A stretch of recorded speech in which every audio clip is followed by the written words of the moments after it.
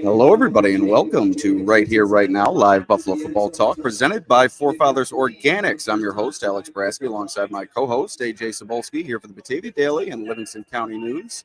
Each week, we'll discuss Buffalo's favorite football team, along with all the comings and goings from Orchard Park, thanks to our friends at Forefathers Organics in Dansville. Unlock the power of nature with Forefathers Organics, your premium CBD store. We offer the highest quality CBD and hemp products to liberate your mind, body, and soul, helping you live happy and free. Our mission is driven by excellence and transparency, using cutting-edge scientific methods to combat stress and target issues at their source. From potent ingestible CBD to soothing topicals, all our products are USDA certified organic. Discover all natural wellness from farm to table. Visit forefathersorganics.com for more information. All right, AJ, inactives are out, and it's a MASH unit in the Bills secondary. Roswell Douglas pronounced out earlier this week, and now inactive are Damar Hamlin and Taylor Rapp. So both starting safeties out for this game. They bring up Kareem Jackson from the practice squad to the Bills for this one. Also, rookie Cole Bishop in tow. You have Cam Lewis, who could possibly play safety. Where do you think the Bills go in the starting lineup? I know that there were some maybe reports out there that Bishop's going to get the start, but now with both of them out, they're going to obviously have to fill two roles in the starting lineup. Yeah, definitely not ideal going up against a Lions team that's scoring right at will, leading the league in points. You're going in there with 75% of your starting secondary out, Roswell Douglas as well. So I think in the safety room, you're just going to have to – it's going to come down to the defensive line, obviously, and them getting pressure. But I think ultimately Cole Bishop and Kareem Jackson will probably get the start. Maybe Cam Lewis thrown in there as well. Jamarcus Ingram. I don't know what they're going to do there. Is Kyer Elam going to slot in at that second corner spot? So a lot of questions regarding that. But I'm pretty confident Cole Bishop's out there. And then I think Kareem Jackson probably does get the start, although I could see Cam Lewis out there as well because he has been called upon, especially earlier in the year. So we'll see. But regardless, like I said, going up against a Lions team that's playing how they're playing offensively, it's a very, very big loss. And we'll see how the safety play is without Rapp and Hamlin out there. Yeah, I think you're obviously going to see Bishop in the starting lineup, and then I think you see. Are you getting audio feedback from me at all? Getting some weird feedback here.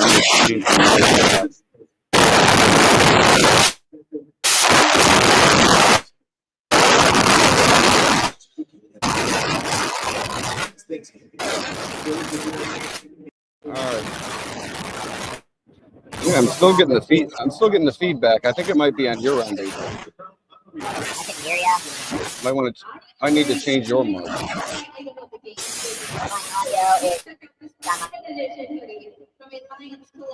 Yeah, I think it's on your end, AJ. But anyhow, I think we see Cole Bishop in the starting lineup, obviously, and then you'll look for Cam Lewis to get the start. AJ, you're going to have to switch to your headphones here. Your microphone is giving some audio feedback. All right, there goes AJ. I think the biggest thing in terms of the safety room that you have to look at here with the Detroit Lions running game, you have to find a way to stop those long runs, and that's really where the safeties come in. And Taylor Rapp, as physical of a player as he is, he's really been a solid addition since he came into the safety room last year in terms of coming up in run support and making those stops and turning those 10-yard runs into or turning potential 20-yard runs into 10-yard runs and stopping them from breaking big plays. But AJ, we got you back, and talk for me, see if you're good now. Hello.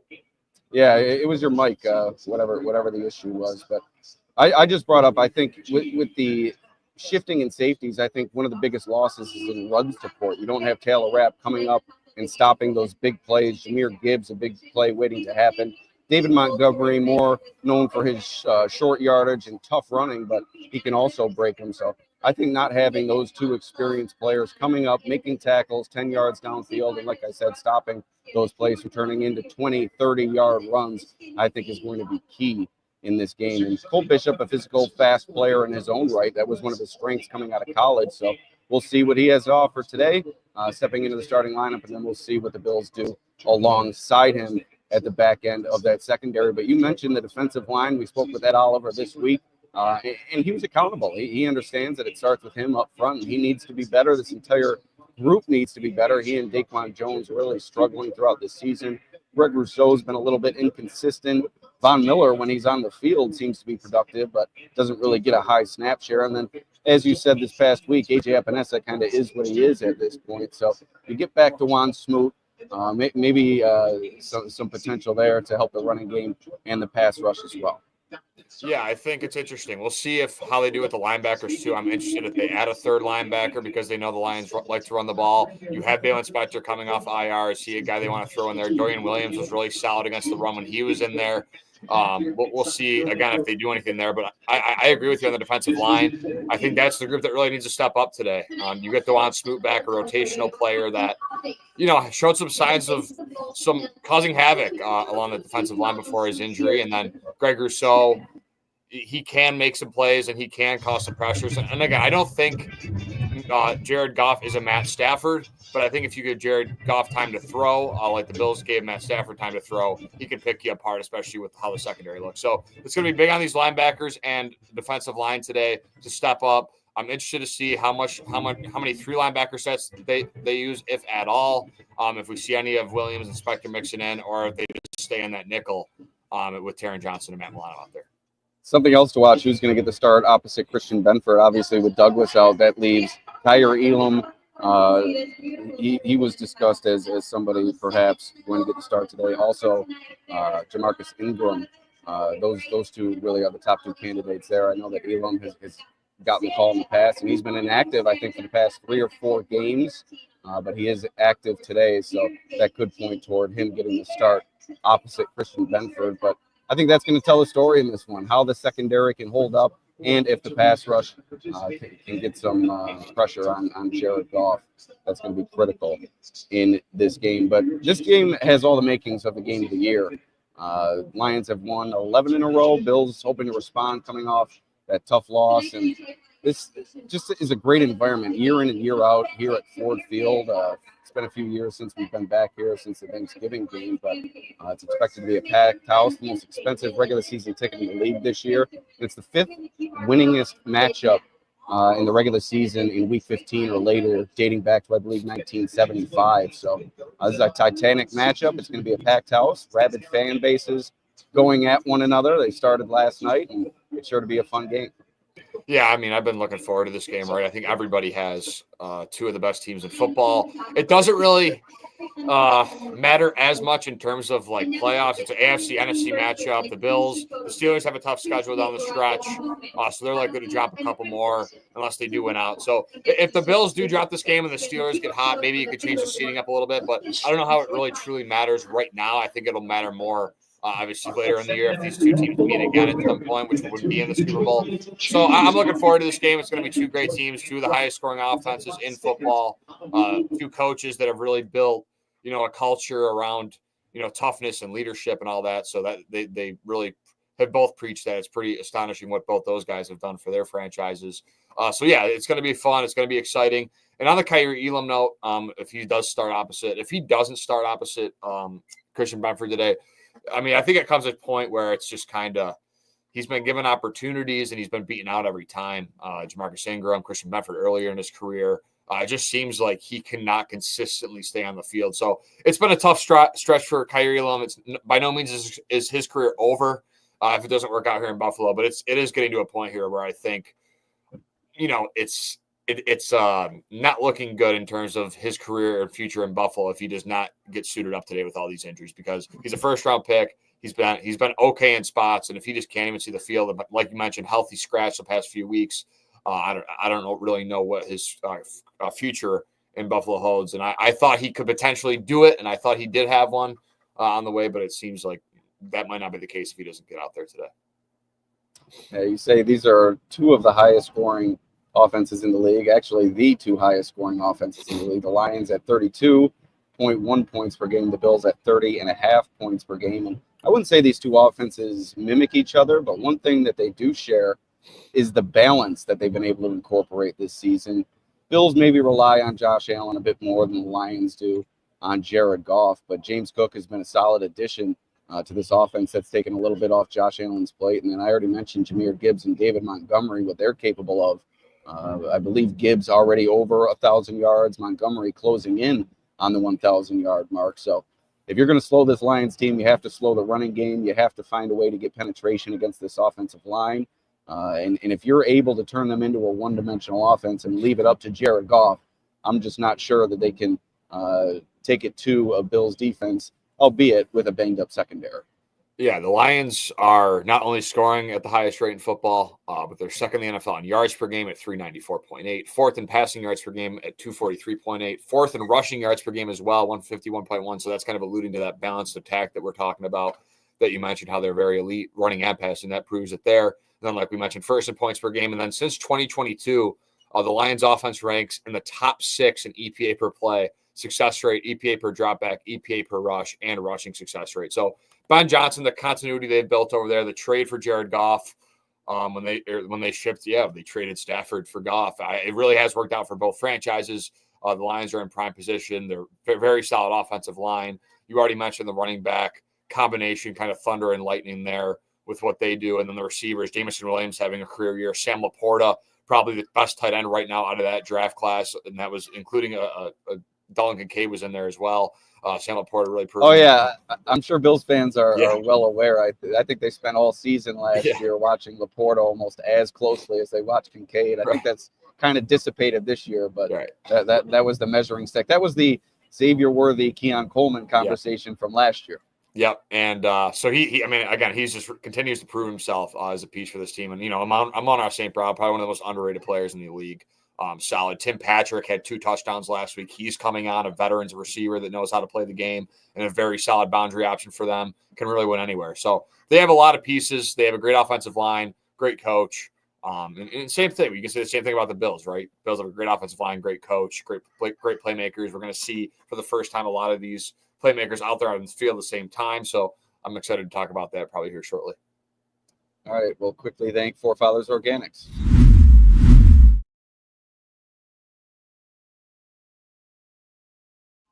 At Forefathers Organics, their mission is to liberate, educate, and innovate with the highest quality CBD and hemp-derived products for your mind, body, and soul so you can live happy and free.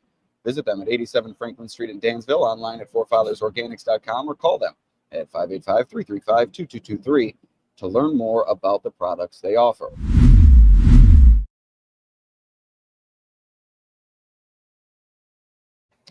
All right, AJ, talk to us about this defense. Aaron Glenn, what he's been able to do with all the injuries. Aiden Hutchinson goes down early in the season.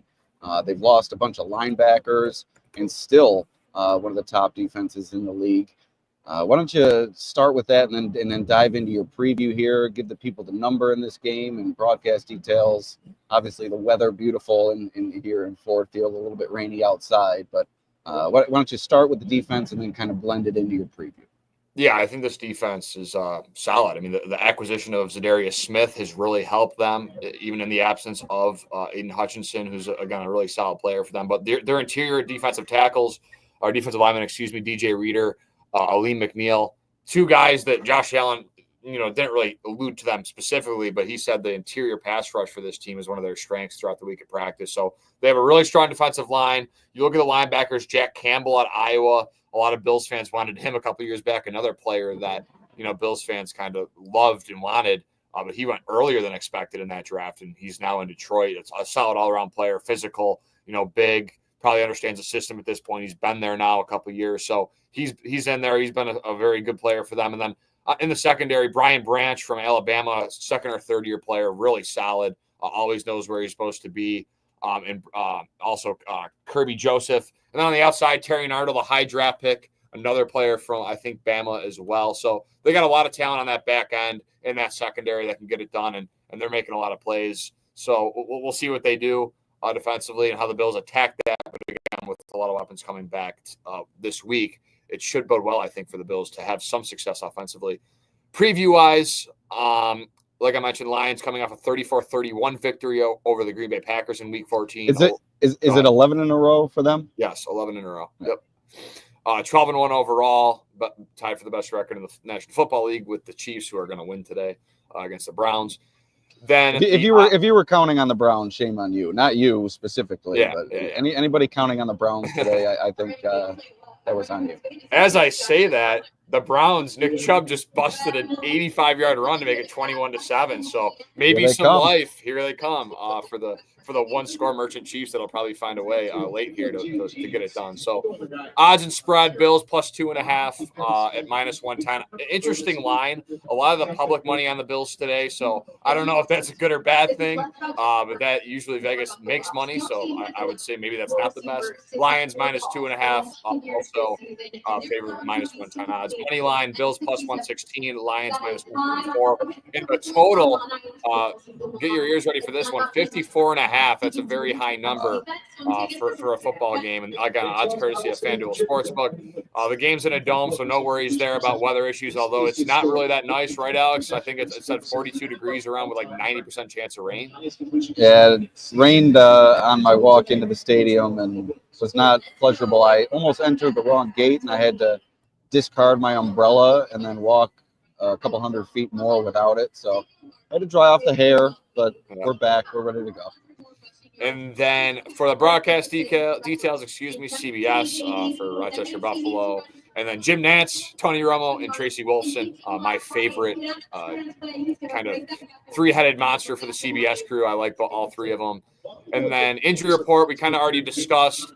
Douglas is out with an injury today, knee injury. Hamlin out with a back and ribs injury. And John Robert asking who's going to replace Rasul Douglas. Obviously not sure, but Kyer Elam and Jamarcus Ingram, the top two candidates. And then at the safety position, it does appear as if Cole Bishop will get the start, and I'm not sure who the other one will be. Cam Lewis, Kareem Jackson, or who we discussed earlier. Yeah, well, I mean, Cam Lewis, he has more experience, right, playing in the system. Yeah. So maybe Kareem Jackson's just kind of like that last resort kind of player if one of those goes down. So Coleman gets back in the lineup. Like we mentioned, Kincaid's back in the lineup. Dwayne Smoot's back in the lineup. Balin Spector's back in the lineup. So although they're losing some key pieces in the secondary, a lot of players back. Let's talk about Coleman and Kincaid quick. I don't think we really touched on that. It was more defensive based at the top of the podcast. But the Bills have been scoring 30 points a game for, I believe, 7 straight games now without Keon Coleman and Dalton Kincaid for 3 or 4 of those. So they've been strong without 2 of their top targets, and now getting them back, it can only be a boon for this team. But it is going to be interesting to see how they incorporate them back into the passing game. Amari Cooper has really stepped to the forefront here these past couple of weeks. Interested to see if he maybe takes a step back with things, but I think it can only help getting two players like that back. Coleman was having a great year before he went out. Kincaid, maybe not as impactful of a season, but just his presence on the field makes a big difference for this offense.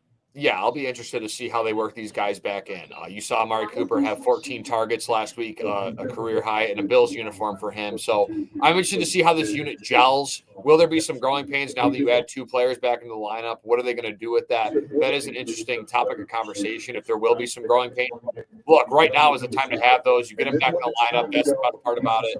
And you get to see what you have there with the full unit with, Khalil Shakir, James Cook out there, Curtis Samuel thrown in there, Mac Hollins playing that kind of red zone blocking role for this team, and then obviously Amari Cooper, Coleman, Kincaid, Knox. So they got all their firepower today. The offensive line's healthy. They got everyone offensively. So I'm really excited to see how it works. And again, there might be some growing pains, but at the same time, they've had a lot of success this year. And whoever's been in the lineup, they've made it work. So I'm still expecting a pretty dominant offensive performance.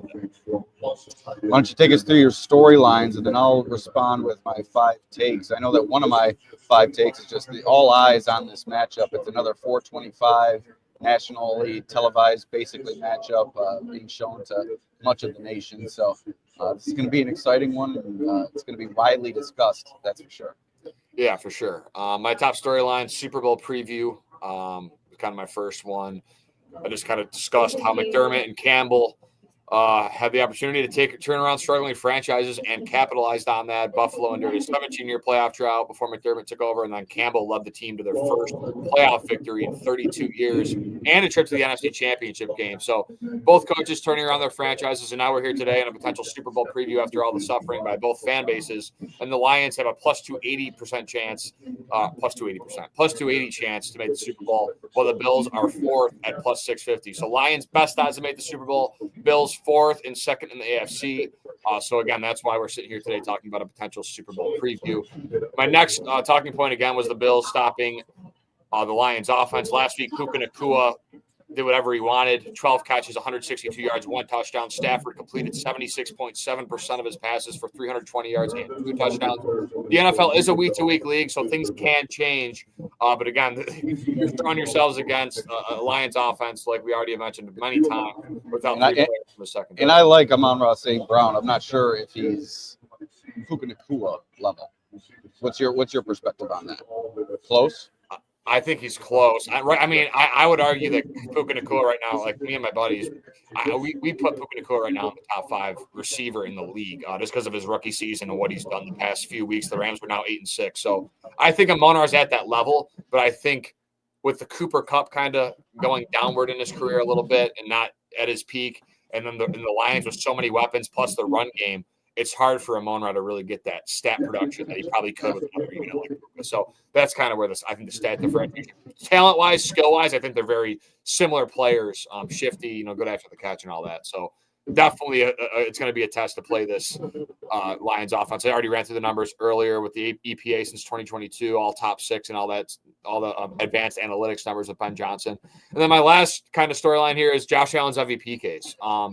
He continued to make his case for most valuable player after losing last week with 6 total touchdowns against the Rams. If he can go on the road and beat Detroit today, tough environment against a team that's won 11 in a row and carry this team to a victory with the defense kind of battered in the secondary, I think it cements him. I think he already has cemented it, but I think it'll cement around the league that Josh Allen is the most valuable player. And where's Jared Goff in the MVP race in terms of odds? I could look that up right now. Let's see MVP odds. So I would say not that great though. Right, because of that running game and like you said, all the talent around him. But yeah, that's that game too. I think or 5 games. Yeah, right. But when you win 11 straight games, you got to be in the conversation. Somewhat. One of my 5 takes, I think the only thing we haven't discussed is the short week that the Bills are on due to the weather that impacted their practice week, forcing them to cancel their Thursday practice. And that was after a walkthrough on Wednesday. Now, I'm sure the coaching staff was well aware of that. Do you have the odds there? I am looking like on Google right now. Sorry. I thought you're fine.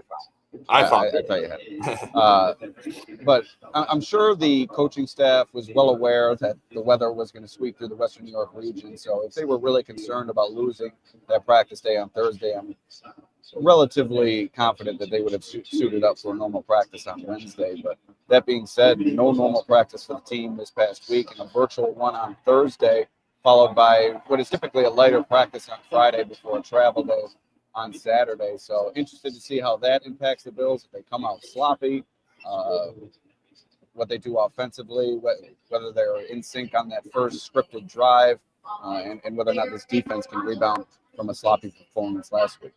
Yeah, I'm interested. I got the odds here. According to a couple websites, Jared Goff's like sitting there around plus 1,300 to even plus 950 in some spots. But Allen, he's minus 450 on BetMGM, minus 350 on DraftKings. So he's got that lot. Saquon's second, Lamar's third, Goff's fourth, and basically every single draft side there. So Goff is in the conversation, but with Allen at minus 400 or above on most, it looks like he's not kind of locked up. But unless he does something horrendous and goes like 2018 Josh Allen, I think he'll be okay. Before predictions, we'll thank our sponsor once more, Forefathers Organics. Unlock the power of nature with Forefathers Organics, your premium CBD store. We offer the highest quality CBD and hemp products to liberate your mind, body, and soul, helping you live happy and free. Our mission is driven by excellence and transparency using cutting-edge scientific methods to combat stress and target issues issues at their source. From potent ingestible CBD to soothing topicals, all our products are USDA certified organic. Discover all natural wellness from farm to table. Visit fourfathersorganics.com for more information. All right, AJ, give me the Bills to win this one, 35-31. The shootout going over the number. Really a high-scoring game in this one. I think the Bills' defense is going to be able to turn over Jared Goff, get back on the takeaway train. Josh Allen and the Bills' running game work their way to a solid day. Balanced, I think, from the offense. Maybe a little bit more James Cook than we've seen in recent weeks. So give me the Bills by 4 in this one. I'm going to go with the Detroit Lions 31-30 in this one. I think the Bills secondary with those questions there and the way the defensive line is struggling up front, I think this Lions offense is really going to have its way against this Bills defense. Now, again, I think it's going to be a very close game, me picking at 31-30. So could the Bills, win on a last-second field goal or get it done? I definitely think so. But in terms of what they're going into this matchup with and what they have defensively, going to Detroit, like you mentioned, shorter week, I think that the Lions get it done. And the Bills, I don't really think it changes much. So, if you're a Bills fan and you're, listening to this, it's not the end of the world if they lose a close game to the Lions on December 15th. I think everything's still in front of them, and they can still get it done with 3 in a row and claim the 2 seed regardless of a loss today. And that was going to be the final topic, so great segue. I think this is a little bit more important than you think, not in terms of playoff positioning, anything like that, but it's a measuring stick game coming off a week in which you had a very poor performance, and this could really cast doubt, even more doubt in the fan base's mind if you're not able to respond and at least push this team to the brink here today at Ford Field. Now, I don't think a win is critical, but you need to come out and play your best football. And like I said, compete with this team from pillar to post and make it a one-score game coming down to the wire. And like you said, if you lose, it's not the end of the world. But what would be the end of the world is if the Bills come out here again, throw up all over themselves defensively, find it impossible to stop Jared Goff in this running game. You need to have a better performance than last week. I think that is what is important this week. Maybe not the result, but you have to show a lot better than you showed last week, particularly on the defensive side. Yeah, there's definitely 3 ways in my head right now where Bills fans will probably lose their minds. One is if the Bills blow out the Lions and kill them, Bills are losing their minds. It's going to be this game means everything. It's just unbelievable. This is the top team. So that's one. 2 is if they get absolutely dominated, right? And, then the offense can't do anything with Coleman and Kincaid back and the defense can't stop a thing. And the third thing is another late game blunder there at the end. So again, I think number four, a Tyler Bass miss leading to the loss. We can probably go on and on here about reasons why Bills fans go crazy, but yeah, those are just a few that come to my mind. But yeah, I think I agree with you. If the Bills come out today and lay an egg and look terrible and can't compete at all, that definitely does mean something. If they come out today and destroy them and dominate them, that definitely does mean something as well. But again, I think this is going to be a close game. The spread's very close. Vegas thinks it's going to be a pick-em coin toss game.